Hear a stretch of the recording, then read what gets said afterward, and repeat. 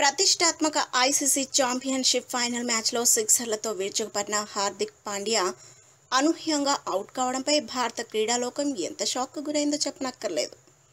అయితే ఇదే విషయం పాండ్యాని అడిగితే భలే సమాధానం చెప్పాడు. ఆ షాక్ నుంచి కోలుకోవడానికి చాలా సమయం పట్టింది, కేవలం 3 నిమిషాలే అంటూ చెలోక్తి విసిరాడు.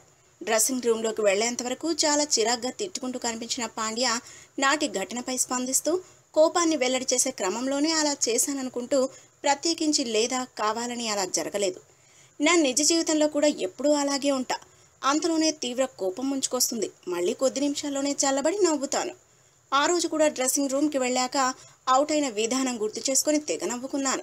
నిరాశకు లోనైనా అది ఒక్కడి పని కాదు, జట్టుగా ఆడాలి కాబట్టి మళ్ళీ ఎప్పటిలాగే ముందుకెళ్లాల్సిందే అని పేర్కొన్నాడు. నిర్ణయాత్మక ఫైనల్ మ్యాచ్లో 339 పరుగుల విజయ లక్ష్యాన్ని భారత్ ముందు పెట్టిన పాకిస్తాన్ బౌలింగ్లోనూ అద్భుత ప్రదర్శన కనబరిచిన సంగతి తెలిసిందే.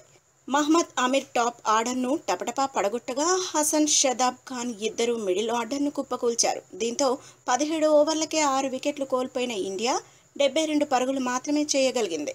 ఈ దశలో క్రీజ్లోకి దిగిన పాండ్యా అద్భుతం సృష్టించేందుకు ప్రయత్నించాడు. సిక్సర్లు, బౌండరీలతో విరుచుకుపడి అత్యంత వేగవంతమైన హాఫ్ సెంచరీ సాధించడంతో మళ్లీ భారత అభిమానుల్లో ఆశలు చిగురించాయి. అయితే 28వ ఓవర్లో జడేజా, పాండ్యాల మధ్య సమన్వయం లోపం కారణంగా పాండ్యా అనూహ్యంగా రన్అట్ అయ్యాడు.